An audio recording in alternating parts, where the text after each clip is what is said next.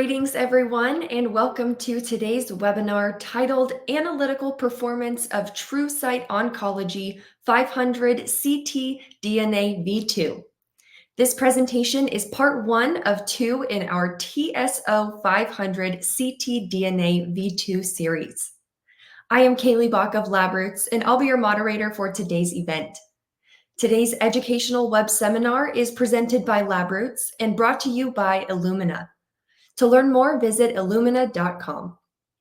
I'd now like to welcome our speakers, Dr. Jennifer Lococo, Director of Assay Development at Illumina, Maria Jarama Ruiz, Product Manager at Global Product Management at Illumina, and also joining us today, Dr. Biswajit, Senior Principal Scientist, Frederick National Laboratory for Cancer Research. For complete biographies on our speakers, please visit the Biography tab at the top of your screen.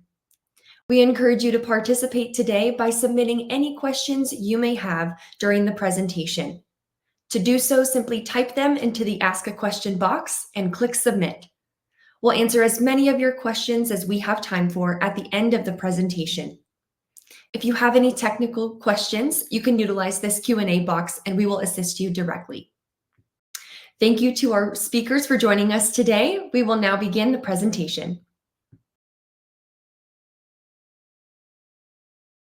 Hi, welcome to this session where we'll explore a really important topic that's right at the forefront of the latest advancements in precision medicine. Most of you have likely heard that we are in the precision medicine era, but what does this mean? At Illumina, and for oncology specifically, it means that we are enabling precision oncology through the development of products like the one we're going to discuss today, TruSight Oncology 500 ctDNA v2. It is an enhanced liquid biopsy assay that enables comprehensive genomic profiling of solid tumors. My name is Maria Jarama. I'm the product manager for TSO 500 ctDNA at Illumina, where I focus on the development and commercialization of our comprehensive genomic profiling liquid biopsy portfolio. Joining me in this presentation is Dr. Lococo, Director of Assay Development, with more than 8 years of experience at Illumina, and that has been involved in the development of our TSO 500 portfolio from its inception. So what will you learn in this presentation? I will first start with an introduction of what are the benefits of comprehensive genomic profiling, or CGP, in precision medicine, and what does Illumina enable with the TSO 500 portfolio. I will then introduce liquid biopsy from circulating tumor DNA and its benefits. Then we will do a deeper dive into the enhancements that we've made into TruSight Oncology 500 ctDNA, and I will pass the floor to Dr. Lococo to chat more about the performance obtained by our development team and 9 sites that have participated on a global early access program. We will then wrap up with the key takeaways of the improvement of TSO 500 ctDNA v2 and more details on how to learn more about this topic. Okay, so let's get started with the introduction.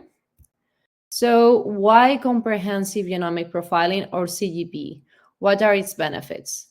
Because of the complexity and aggressiveness of many solid tumor cancers, CGP is ideal to maximize the chances of identifying an actionable alteration and impacting outcomes. And for advanced stage cancers, utilizing genomic analysis to guide therapy selection is the new normal. We've seen over the last couple of decades that for solid tumors, there are multiple pan-cancer biomarkers emerging, such as TMB and MSI, which are being recommended for multiple cancer types for immuno-oncology therapies, which are key into precision medicine.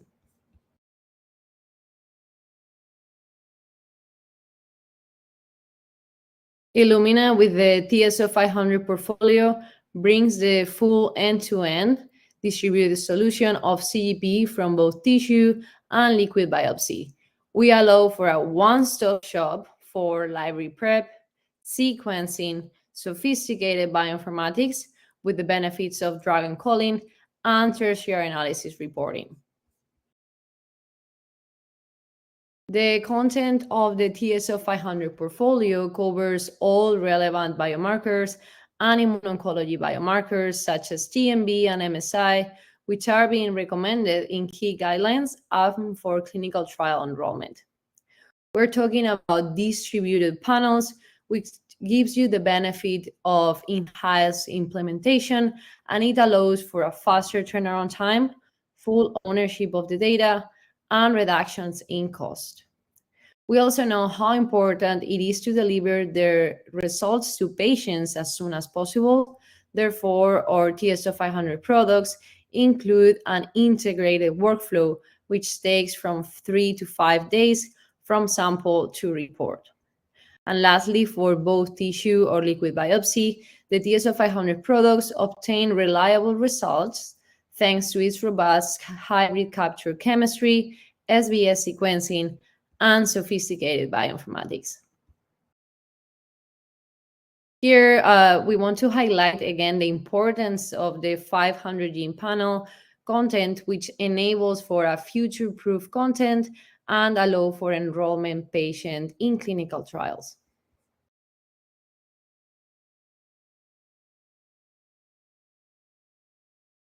However, often obtaining a tissue biopsy is not possible or preferred due to the state of the disease and the fitness of the patients. So by leveraging liquid biopsy, specifically cell-free DNA analysis from blood, clinicians can conduct a minimally invasive test that can be repeated multiple times during a patient's disease journey. As you may know, circulating tumor DNA represents about 5 to 10% of the total cell-free DNA. ctDNA sheds from apoptotic or necrotic cells and can depend on many factors such as the cancer type or the stage of the cancer.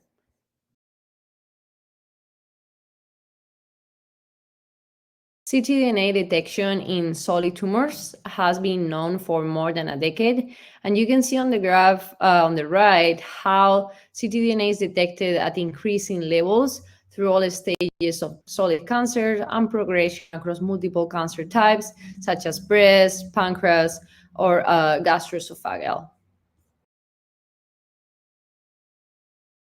Illumina, to best support precision oncology initiatives, has recently launched the next generation of decentralized liquid biopsy testing, TSO 500 ctDNA V2, a more sensitive assay that allows for a streamlined and easier workflow with a faster turnaround time and that offers automation, all these providing a comprehensive content.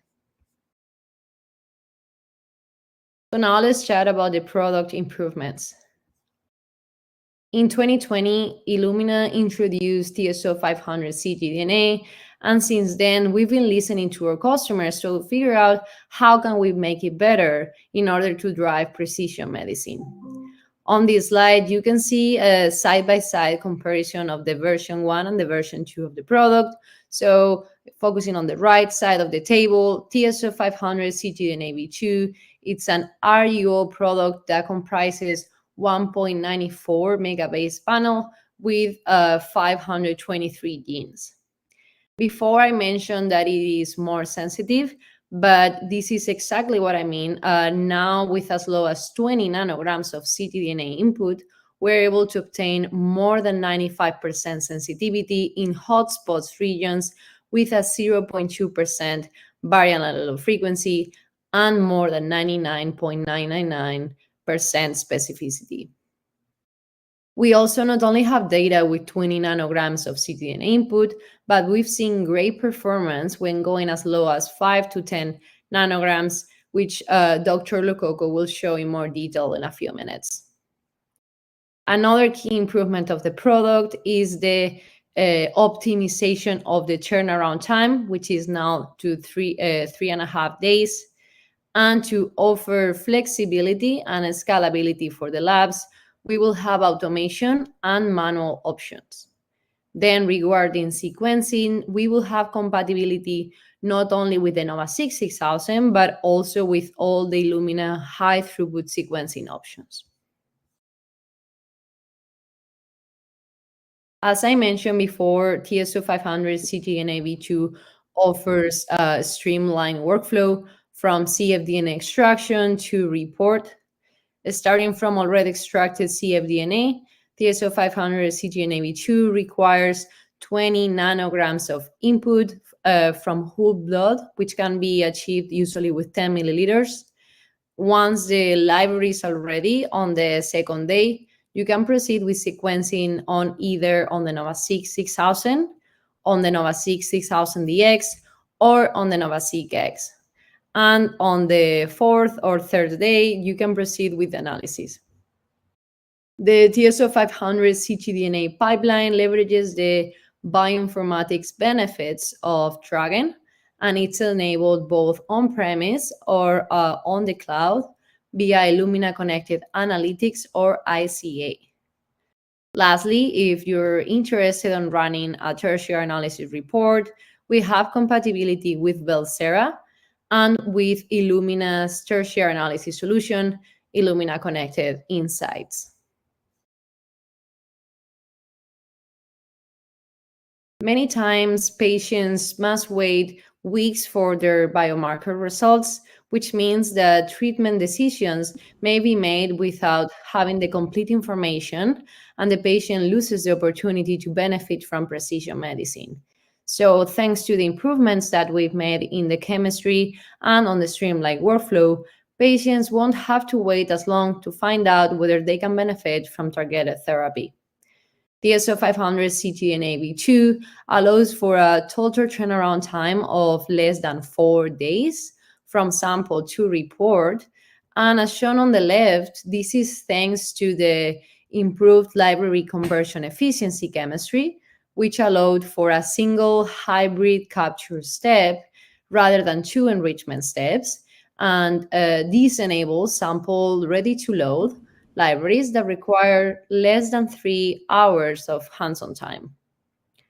Another benefit of the workflow includes unique molecular identifiers that, along with powerful bioinformatics algorithms, allows us to remove false positives from collapsed reads, which enables more accurate calling at low variant allele frequency. With all that being said, I'll pass it along to Dr. Lococo to cover in more detail the analytical performance of the product. Thank you, Maria, for that wonderful introduction. If you could go ahead to the next slide.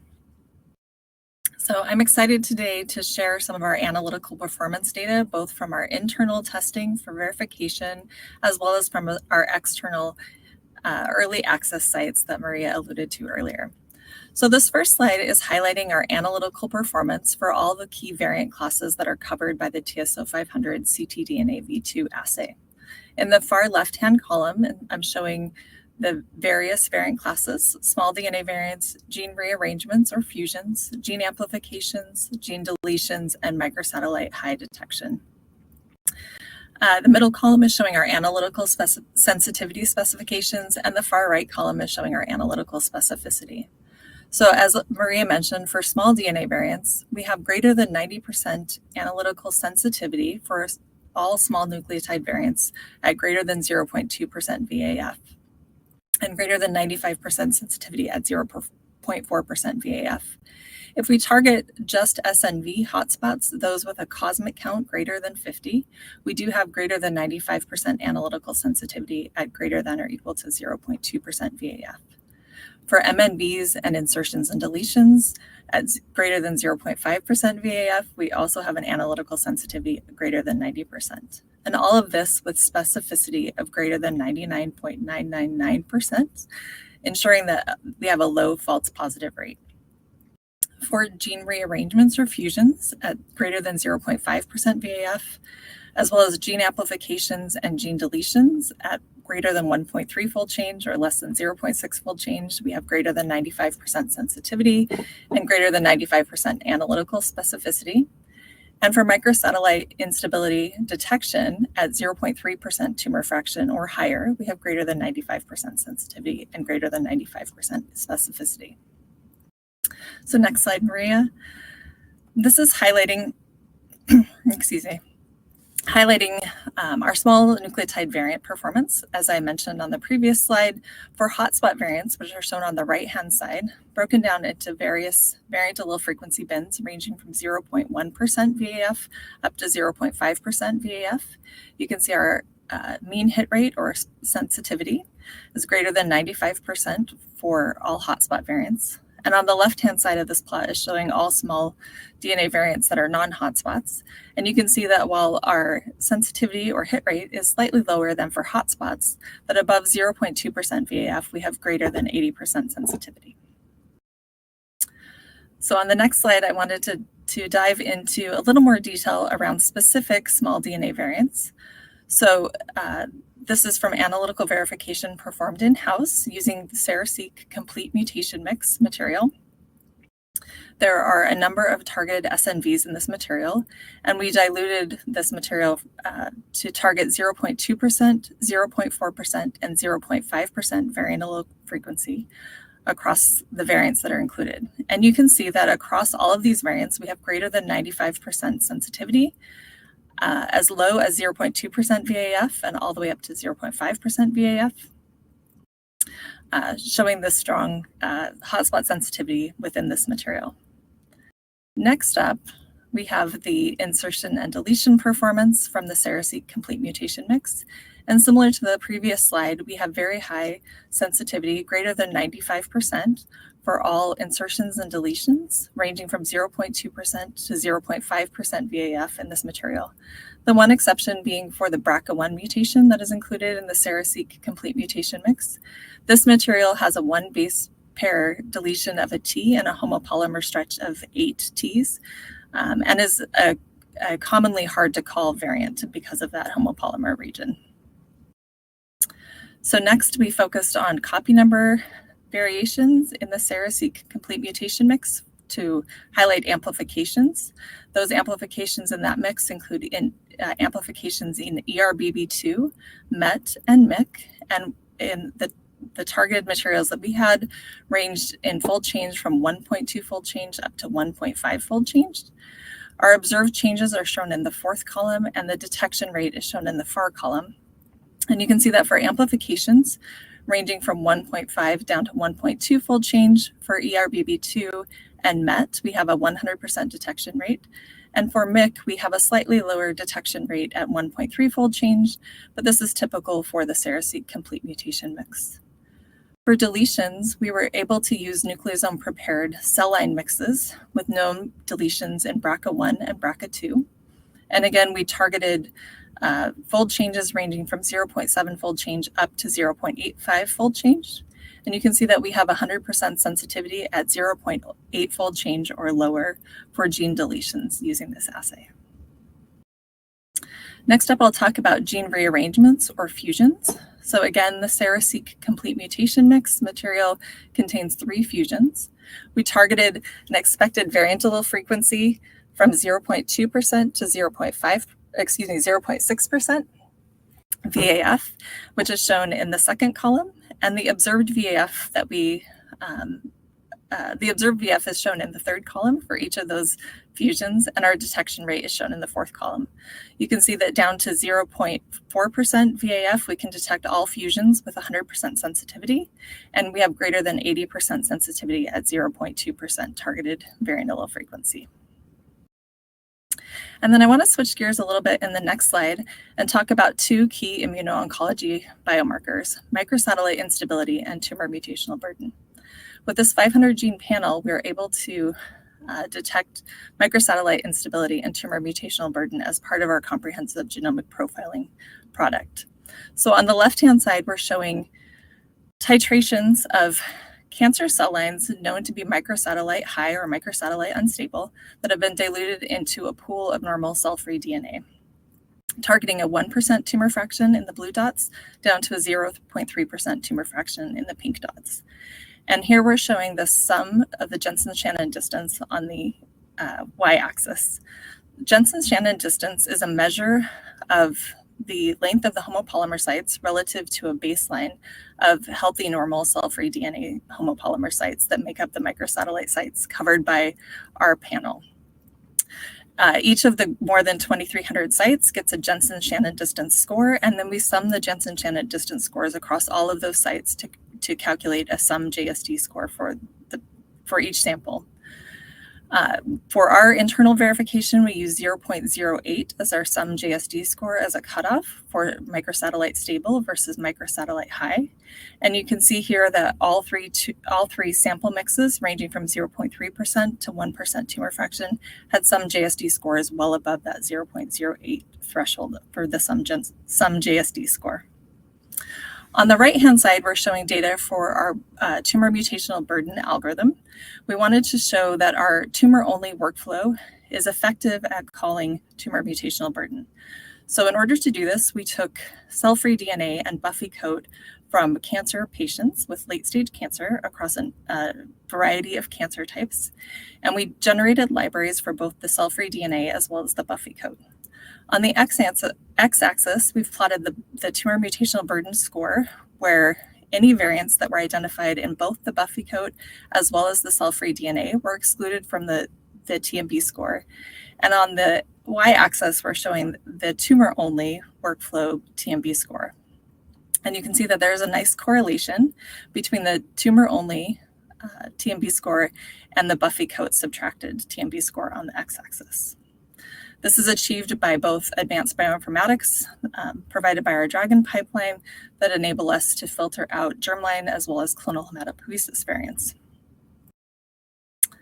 All right, so all of this data some additional data, that was generated with some SeraCare material was looking at performance across a range of DNA inputs. So again, we're using our 0.2% variant allele frequency targeted SeraSeq complete mutation mix material that has been diluted in a pool of cell-free DNA from healthy normal donors, as well as the 0.5% VF SeraSeq material that's off the shelf. And we did a targeted range of inputs into the assay, ranging from 5 nanograms up to 30 nanograms of input. The table shown on the left is showing the observed median exon coverage that we observed at those 4 different inputs. And then additionally, we bioinformatically downsampled from our recommended raw sequencing depth of 35,000x, which is in the 3rd row for each input value, down to 25,000x or 15,000x, which would mimic plexing more samples on a flow cell and having fewer reads per sample. So you can see that at 5 nanogram and 10 nanogram inputs, we're able to achieve our recommended 1300x median exon coverage for the 0.5% mix. And at 10 nanograms, we're achieving that with the 0.2% mix, while at 5 nanograms, we're just below that recommended threshold, this one shown in the yellow.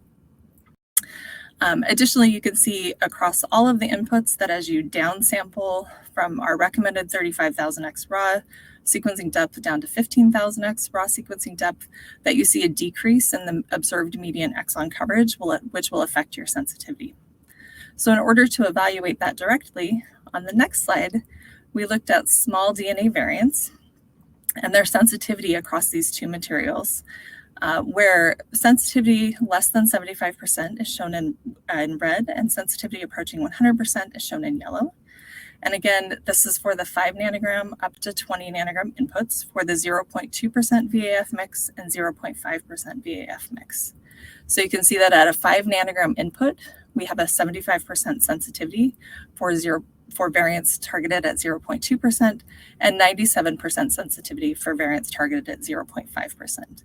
As you downsample the data to less than 35,000x reads, you see that the sensitivity decreases.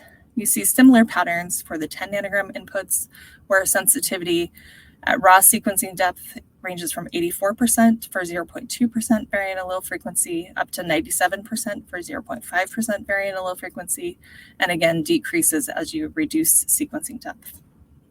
And at 20 nanograms, we're showing 92% variant allele frequency sensitivity at 35,000x raw depth and 97% sensitivity at 0.5%.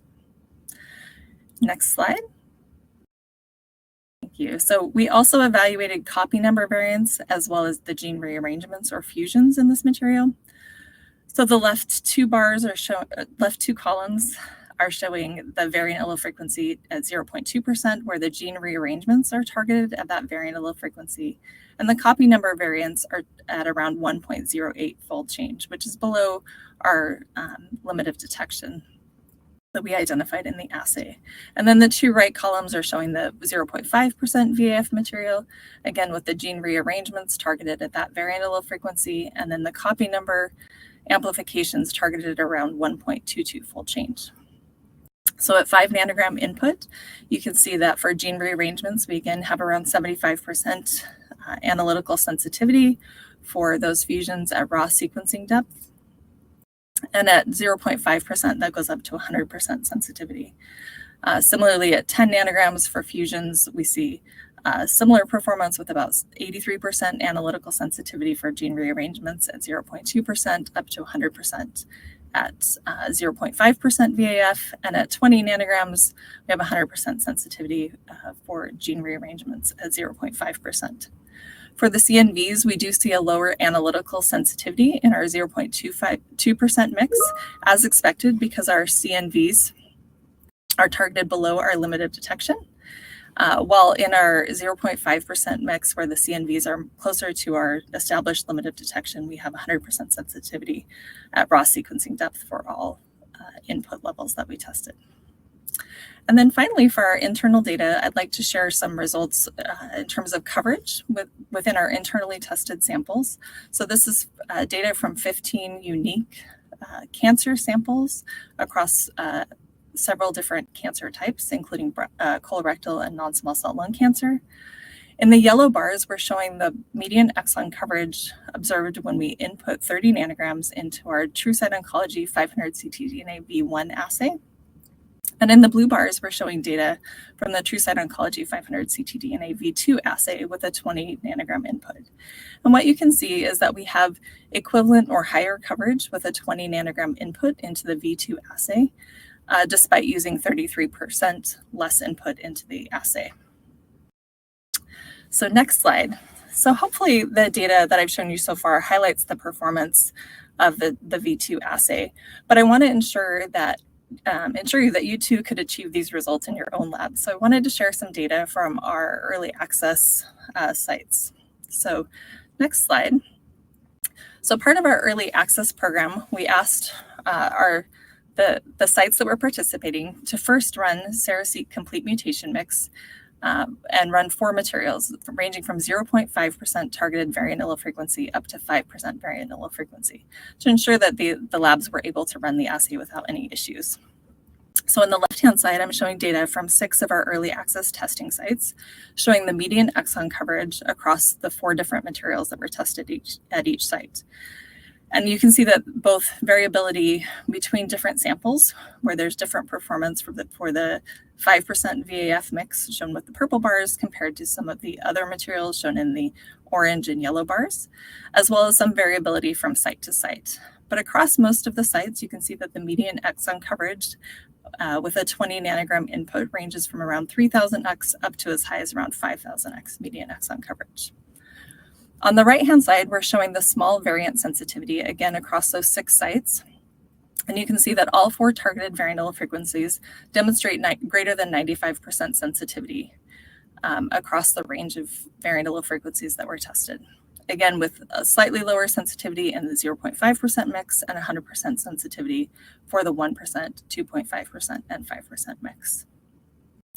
So the next slide shows the performance, again, for these 6 sites for copy number amplifications, the same 3 that I alluded to previously in MIC, MET, and ERBB2 on the left-hand side, where we have 100% sensitivity for all of the amplifications, with the exception of MIC, where we have greater than 90% sensitivity in the 0.5% mix and 100% sensitivity in the other three mixes.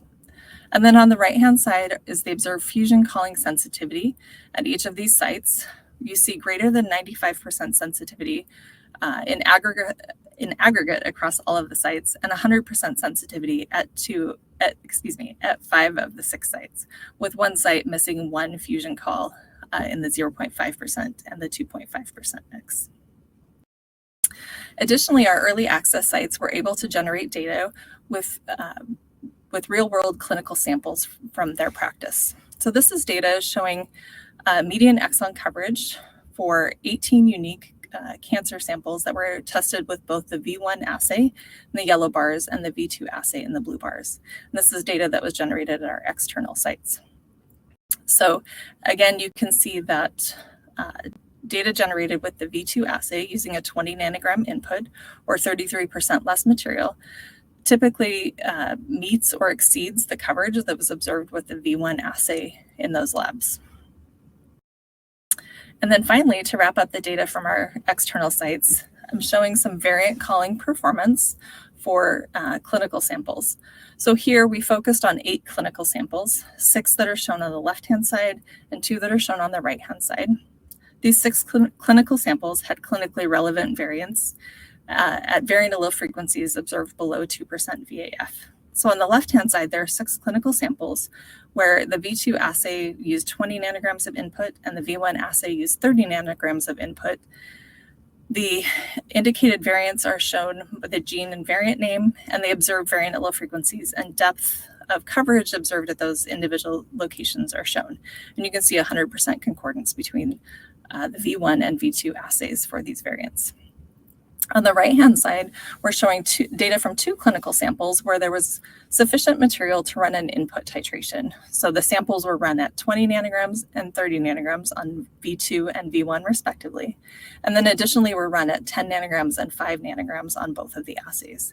And you can see that for these samples, variants that were identified at the recommended minimum input, such as EGFR deletion as the first variant, were detected in both V1 and V2.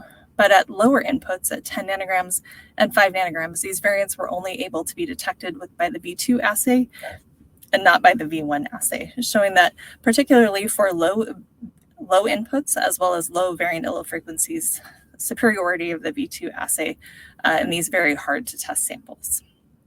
So with that, I'd like to wrap up the analytical verification data and pass it back to Maria to wrap up the rest of our talk. Thanks, Dr. Lococo. So after seeing the great performance obtained with TSO500 ctDNA V2, both by the Illumina team and the early access customers, let's wrap up with the key takeaways. So with TruSight Oncology 500 ctDNA version 2, Illumina is offering first a distributable comprehensive panel that enables from sample to report all major variant classes, including key immuno-oncology biomarkers, all these with a complementary tissue assay. Second, it is a more analytically sensitive assay with decreased input amounts. Third, it offers a total turnaround time decrease to less than 4 days. And lastly, it is a more flexible, streamlined, complete solution with both manual and automation-friendly options. Thanks for attending this discussion. I will hand it off now to Bishu from the Molecular Characterization Lab at Frederick National Laboratory, who participated on the Global Early Access Program that we had prior to commercializing TSO500 ctDNA V2 to cover in more detail the performance and experience observed when utilizing TSO500 ctDNA V2. Okay, thank you very much, Maria and Jen, for the introduction. And I will, my name is Bishu Dash. I am from Molecular Characterization Lab in Frederick National Lab for Cancer Research. And we support NCI in their precision medicine trials with their biomarker plans. So I'm going to talk about this using Illumina TSO500 ctDNA assay in support of NCI trials in the next webinar on April 16th. And I will give you a short preview of what I'm going to talk about. So in this slide, we'll be mainly focusing on what is the short preview. So we'll be focusing on the technical characteristic of the ctDNA assays, what is required for the NCI trials. We'll be going through the technical performance characterization in our lab and what the data we got. And then depending on the biomarker plan, how we deploy the assay for fit for purpose based on the biomarker plan. So I'll go through the different biomarkers deployed for the NCI trials. And then I will present some data using this CGP ctDNA assay to profile NCI match trial specimens retrospectively. So the next webinar on April 16th, title of the webinar is using Illumina TS500 ctDNA version 2 assay in support of NCI trials. And please go ahead and register, and the registration link should be down. Yeah. Thank you very much.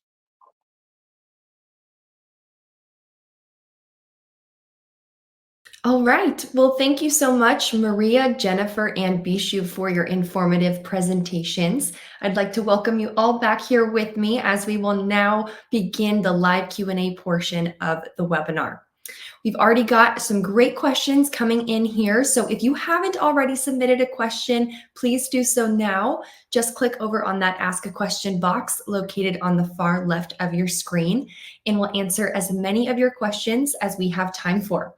All right, so we've already got some great questions coming in, and we'll start with this one here. This first question asks, does the performance characteristics remain same with low input, less than 20 ng input?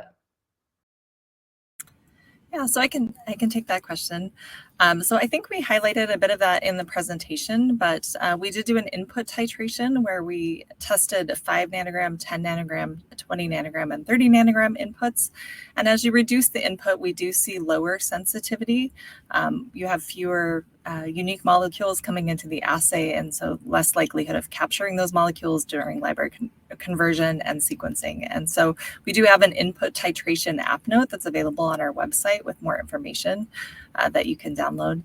I believe in the slides we showed a slight decrease in sensitivity at 10 nanograms at 0.2% VAF with very similar sensitivity at 10 nanograms with variants that are at 0.5% VAF.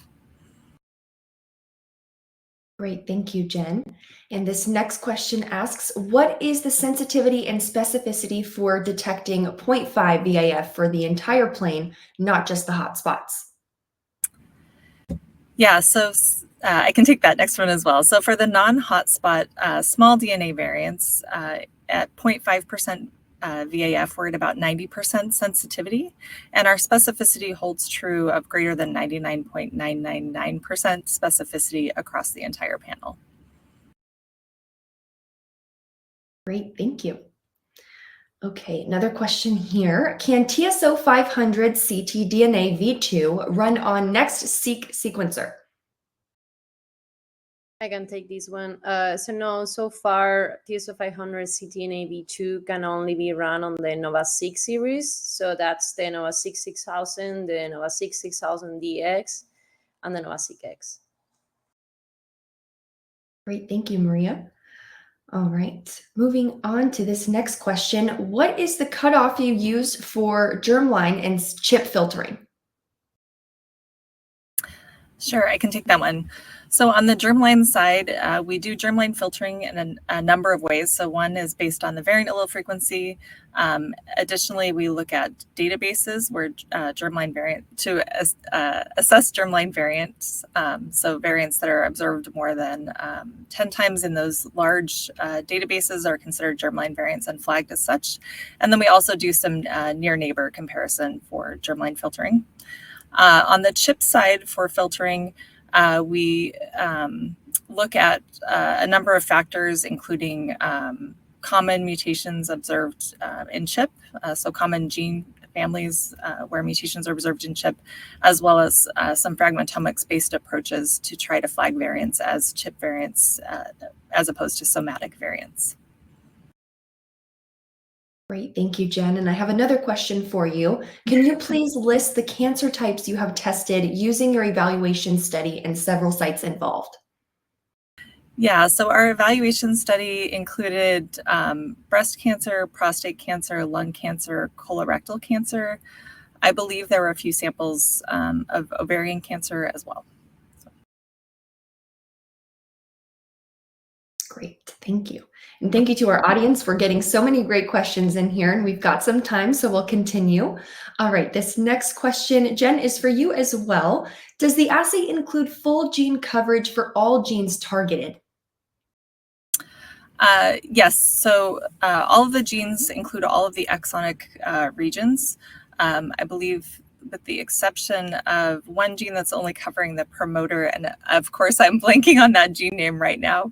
There is more information on our website. There are also a few exonic regions that are considered sort of a blacklist, or regions where we know that there is low coverage, and we do exclude those from variant analysis, and that's also included in some of our software documentation. Thank you, Jennifer. Maria, I have another question coming to you. Is this V2 kit FDA approved?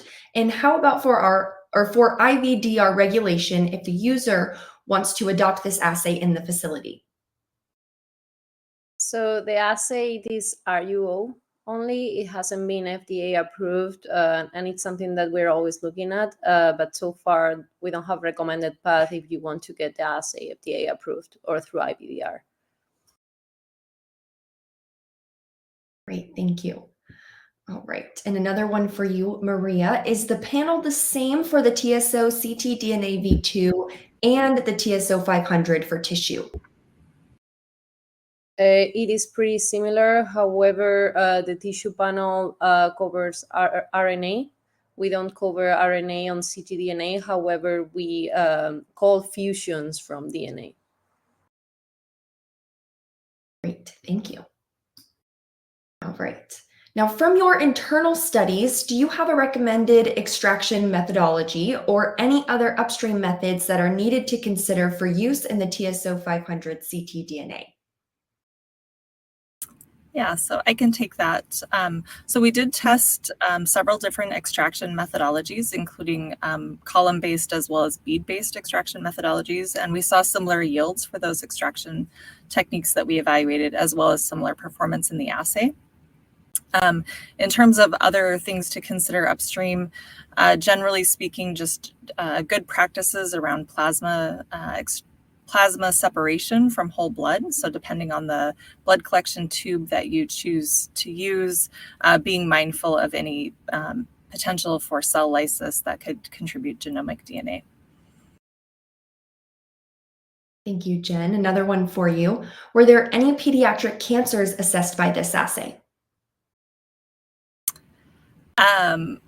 We did not do any pediatric cancer testing specifically for this assay. I believe there's been some publications and collaborations with our version 1 chemistry of this assay, which uses the same probe content and bioinformatics algorithms. So there are, if you do a literature search, you can find some studies using this in some pediatric cancer situations.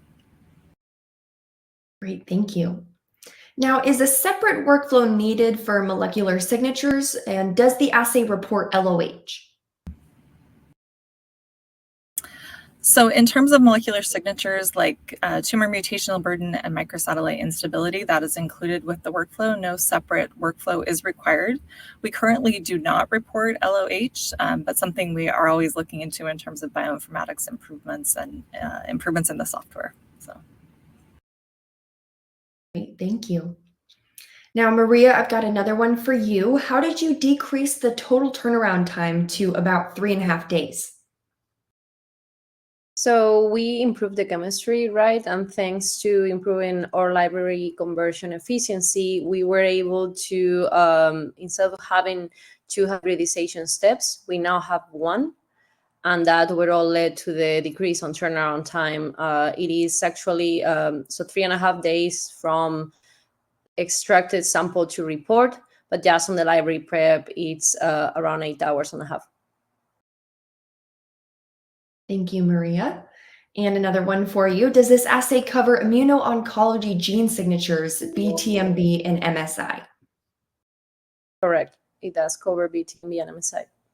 And you can see the performance for BTMB and MSI in this deck. Wonderful. Now, how many days or how long ctDNA library prep is viable to reuse? Yeah, so I can take that one. So if you're talking about libraries that have gone all the way through enrichment and are frozen, we've tested out to 30 days of library stability and are confident at least 30 days if you are just looking to resequence libraries.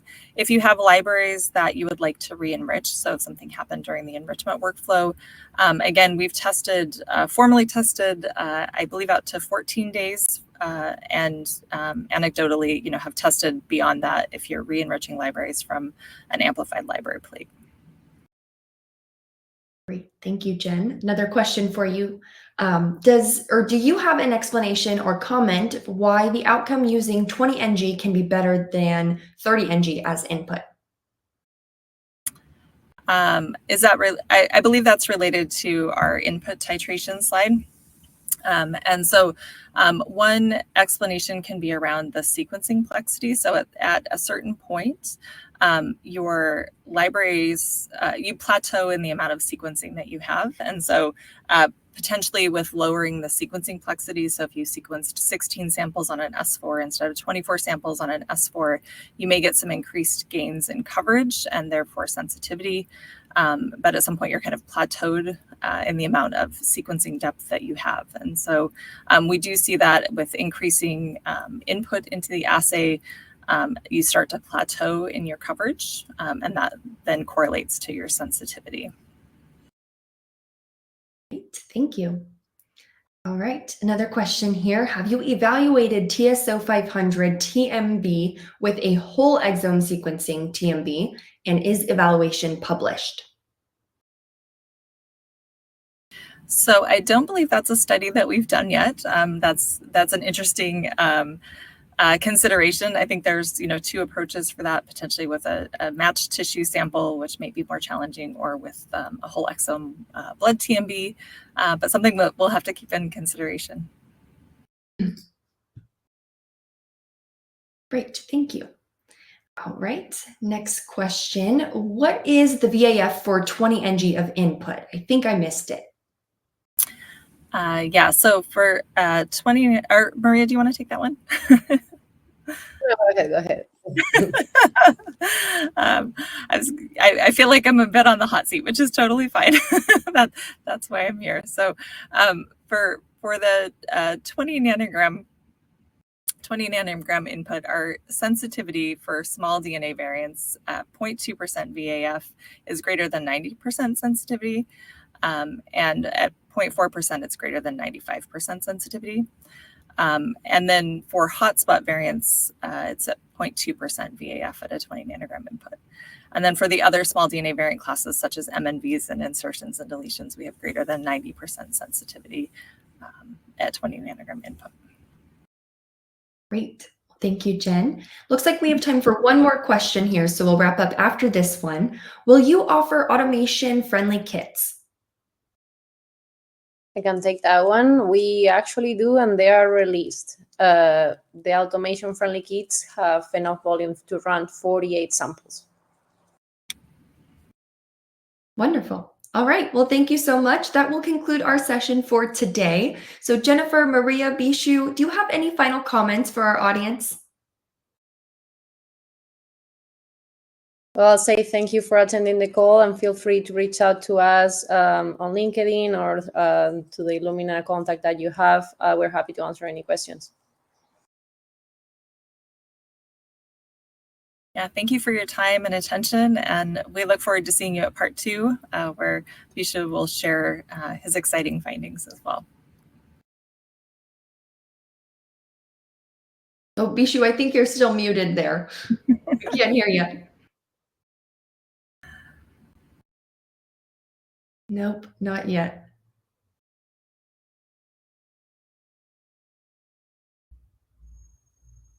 Still unable to hear you.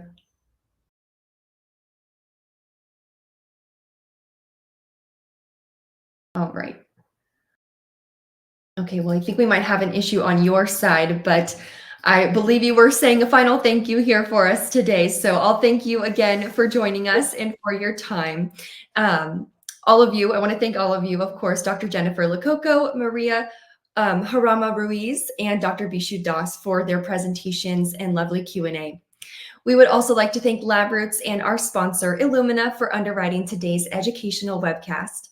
Now, before we go, I'd like to thank the audience for joining us today and for their interesting questions.